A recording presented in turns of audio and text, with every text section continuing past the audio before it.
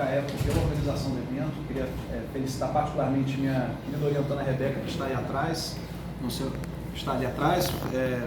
E queria aqui agradecer também pela honra de estar nessa mesa, esse privilégio aqui de estar apresentando junto com o Alexis. Essa é a segunda vez que eu estou nessa sala, a última vez que eu estive, a primeira e única vez que eu estive aqui foi para fazer o concurso, né, que, dentro do qual eu ingressei aqui. Boas memórias. E boas memórias. Eu espero, eu não sei exatamente quais são as pretensões de vocês com o evento e com a minha fala em particular, mas eu espero aqui fazer um complemento junto ao professor Alexis, pegando alguns ganchos de coisas que ele falou. Também agradeço pela presença aqui do professor Alexandre, do professor Miguel Brum. E eu vou aqui fazer uma reflexão sobre a ciência econômica, né, sobre a economia política, tanto do ponto de vista teórico quanto do ponto de vista prático, para tentar abordar como a realidade impõe uma interseção permanente entre a política e a economia. Né? Se nós entendemos a economia enquanto um esforço científico, né, de entendimento das dinâmicas, das lógicas e dos mecanismos que operam no mundo de produção, na produção material, né, e na distribuição desse produto entre os atores da sociedade, a gente inevitavelmente vai esbarrar em como a sociedade é organizada, né, em como os atores políticos e sociais organizam a sociedade, estruturam ela com regras que determinam tanto as dinâmicas de produção quanto as dinâmicas de distribuição. Né? E a gente vê isso por toda a heterogeneidade que o capitalismo tem entre os diferentes países do mundo. Então, eu queria só começar a minha fala por essa pequena pontuação para destacar a importância realmente da economia em ter, desde o seu nascedor, ali uma base fortemente multidisciplinar. Né? Quando nós pegamos os primeiros grandes economistas, né? O Adam Smith, como o Alexis pontuou, ele chega na economia política partindo da filosofia, né? Ali da questão do debate sobre o direito natural, da filosofia iluminista. O Marx chega, a aproximação dele com a economia política bebe muito da filosofia hegeliana. Né? O próprio Karl Menger, que integra essa parte dessa viragem que o professor falou, né? Da economia neoclássica, uma crescente despolitização da economia. Ele próprio tem ali no seu veio assim, uma forte inspiração na filosofia aristotélica.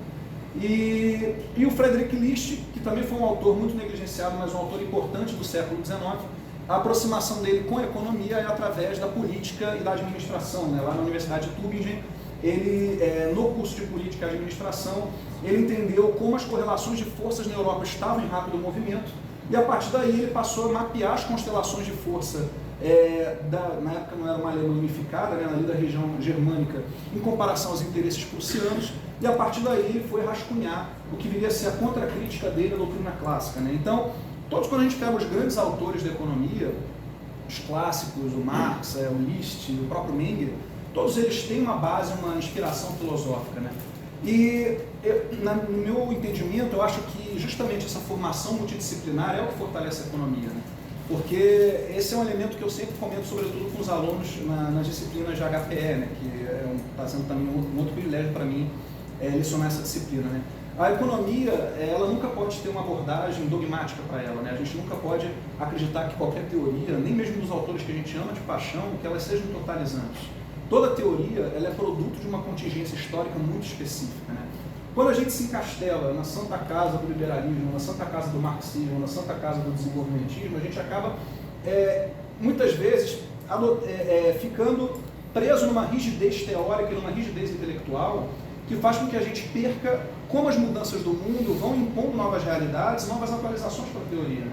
E aí a gente produz uma série de aberrações, né, que são interpretações completamente falaciosas de determinados autores, tanto de um lado quanto do outro. Né?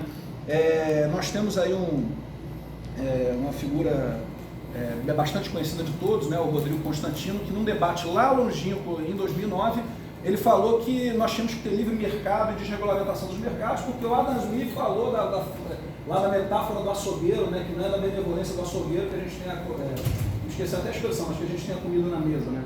Ou seja, ele evoca uma passagem do Adam Smith de 1776 e aplica em 2009 como se o mundo não tivesse mudado nada em todo um intervalo temporal gigantesco, como se o capitalismo de hoje fosse o mesmo capitalismo do Adam Smith. Produz uma aberração. Né?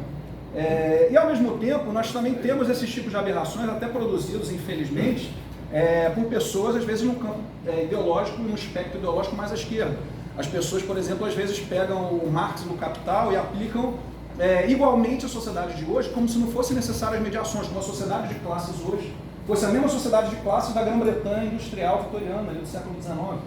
Ou seja, é óbvio que nós temos a resiliência, a permanência de uma série de contradições, de uma série de mecanismos de exploração nas dinâmicas capital-trabalho, e é exatamente isso que faz o Marx estar vivo até hoje. Mas o meu ponto é que se nós nos encastelarmos em determinadas escolas de pensamento e ficarmos presos rigidamente a elas, a gente não atualiza o nosso marco teórico e a gente esquece como as dinâmicas do mundo impõem determinadas reformulações na teoria, né? E isso faz com que muitas vezes a gente acabe tendo uma visão deturpada de outros autores, né? Eu já vi colegas, por exemplo, não professores, é claro, mas eu já vi colegas, por exemplo, fazer um contraponto como se o Marx fosse preocupado com as questões sociais, com os antagonismos sociais, e o Adam Smith fosse indiferente. Falácia. Eles tinham percepções diferentes, é claro, eles tinham visões de mundo diferentes, mas a questão do Adam Smith, por exemplo, a questão do Adam Smith não focar tanto, por exemplo, nas contradições capital-trabalho, se dava pelo simples fato de que a sociedade industrial não estava ainda amadurecida no tempo dele. A gente, para quem foi meu aluno de HPE, a gente trabalha muito isso, né? O Adam Smith, quando ele se fecha ali em Kierkegaard para escrever a Riqueza das Nações, a gente está falando de 1766. Ou seja, a Revolução Industrial, na melhor das hipóteses, era uma pré-adolescente. E você ainda tinha a maior parte do sistema de trabalho manufatureiro sendo um trabalho doméstico, não era aquele trabalho fabril de larga escala. Ou seja, a própria identidade operária não existia na época do Adam Smith. Então não é que o Adam Smith cagasse para os pobres, é simplesmente que eles tinham sociedades diferentes e cada um vai analisando a sua sociedade, produzindo conforme aquilo que a sociedade entrega.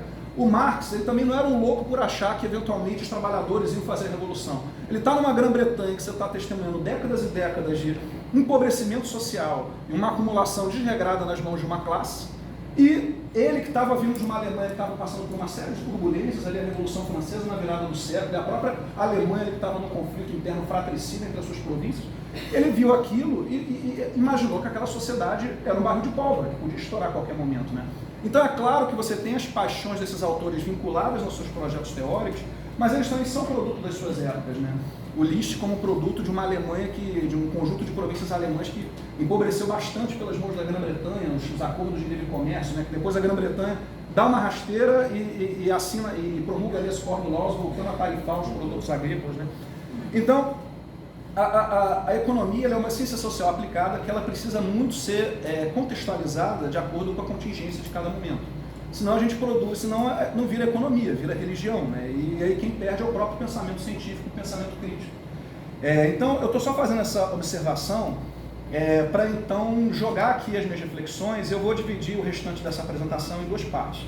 Uma parte que eu vou falar ainda um pouco mais sobre a economia enquanto teoria, né, os teóricos econômicos, e uma parte prática para a gente perceber que discutir essa questão do que é econômico, o que é puramente técnico, né, o que é político na definição de alguma decisão econômica, isso não existe, isso é uma abstração, isso não existe na prática concreta. Então, é importante dizer que quando a economia política surge, né, como um campo autônomo de conhecimento científico, ali a gente está ali entre os séculos XVIII e os séculos XIX, né, sobretudo, e é um período de rápidos deslocamentos e mudanças sociais muito aceleradas na Europa. Você tem a virada de século das revoluções gêmeas, né? A Revolução Francesa e a Revolução Industrial, e esse conjunto de transformações, a queda gradual de vários regimes absolutistas, né? A transição da era mercantilista para a era da sociedade de mercado, para a era capitalista, trazem uma visão, como o Alexis comentou, de que era possível teorizar o progresso histórico, ou seja, que a história se movia para frente. Então, sendo assim, da mesma forma como você tem vários campos científicos tentando teorizar sobre vários domínios da natureza, também é possível talvez teorizar sobre o progresso, né, sobre o progresso material e como você entender e processar essas rápidas transformações das sociedades para ordens muito diversas, né?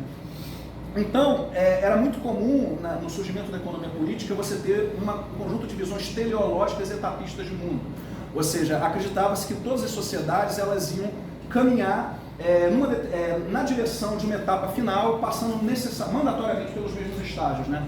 O Adam Smith tem esse vício, que não é um vício que ele cria, é um vício que ele herda até mesmo de pensadores iluministas, e o Marx também tem esse vício, né?